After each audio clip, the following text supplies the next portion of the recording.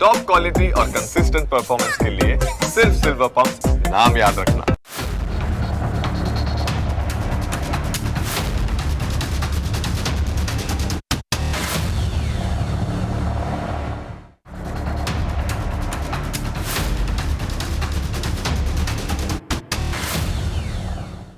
અત્યારે દેશમાં એક વ્યક્તિ પ્રત્યે ખૂબ જ સહાનુભૂતિ વ્યક્ત કરવામાં આવી રહી છે.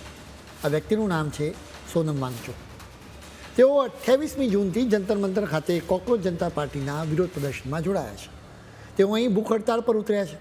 સ્વાભાવિક રીતે કોઈપણ વ્યક્તિ કારણ વિના તો ભૂખ હડતાળ ન જ ઉતરે. તેમની કેટલીક માંગણીઓ છે, જેમ કે તેઓ કહી રહ્યા છે કે નીટ યુજીના પેપર લીક બદલ કેન્દ્રીય શિક્ષણ મંત્રી ધર્મેન્દ્ર પ્રધાન રાજીનામું આપે. એ સિવાય પણ તેઓ બીજી કેટલીક માંગણીઓ કરી રહ્યા છે. સમાજનો એક વર્ગ તેમના માટે આંખોમાં આંસુ લાવી રહ્યો છે. એ અલગ વાત છે કે બીજેપીના નેતાઓ આવા લોકોને ડાબેરીઓ અને ભારત વિરોધીઓ કહી રહ્યા છે.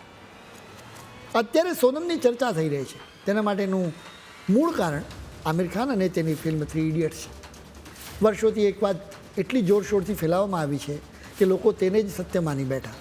એટલે માની લેવામાં આવ્યું કે 3 ઇડિયટ્સમાં આમિર ખાને ભજવેલું રેન્ચો એટલે કે ફુનસુક વાંગડુનું પાત્ર માત્ર લદ્દાખના સોનમ વાંગચુકથી પ્રેરિત હતું. હકીકત તો એ છે કે આ દાવાને હવે ખુદ આમિર ખાને જ ખોટો ગણાવ્યો છે. લંડનમાં યોજાયેલા એક કાર્યક્રમમાં આમિરે સ્પષ્ટ કહ્યું કે જ્યારે 3 ઇડિયટ્સ બની રહી હતી ત્યારે ન તો તેઓ આ ફિલ્મના ડિરેક્ટર રાજકુમારી અને ન તો લેખક અભિજાત જોશી સોનમ વાંગચુકને ઓળખતા હતા. એટલે કે ફિલ્મનું પાત્ર સોનમ વાંગચુકથી પ્રેરિત હોવાનો એનો દાવ સાવ ખોટો છે. હવે સવાલ થાય કે આ ફિલ્મ તો છેક 2009માં આવી, તો પછી અત્યારે એની ચર્ચા કેમ થઈ રહી છે?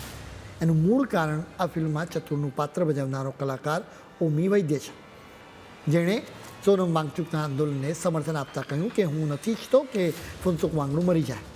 એટલે કે તેમણે કહી દીધું કે આ ફિલ્મમાં ફુનસુક વાંગડુનું પાત્ર સોનમ વાંગચુકના જીવન પર આધારિત હતું. હવે તમે આ ફિલ્મમાં રેન્ચોનું પાત્ર અને સોનમના જીવનની સરખામણી કરશો તો દૂધનું દૂધ અને પાણીનું પાણી થઈ જશે.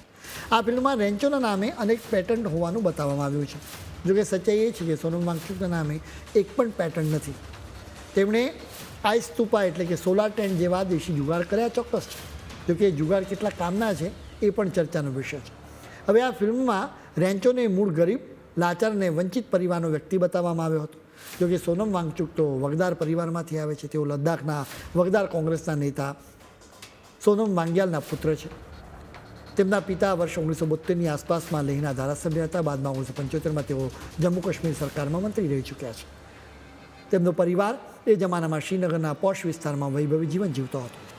આજે વાંગચુક જે ઉપવાસ અને ભૂખ હડતાળના જોરે ચર્ચામાં રહ્યા છે ને, એ આંદોલન કરવાની રીત પણ તેમને વારસામાં મળી છે.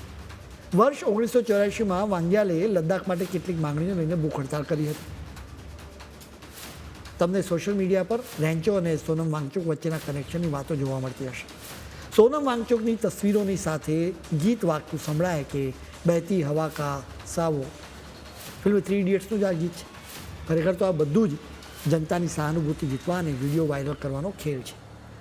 વાતનો સાર એટલો જ છે કે ફિલ્મના એક કાલ્પનિક પાત્ર સાથે સોનમ વાંગચુકને કોઈ જ લેવા દેવા નથી. લોકોને ઇડિયટ બનાવવાના આ ખેલ પર ફૂલ સ્ટોપ મુકાવવું જોઈએ.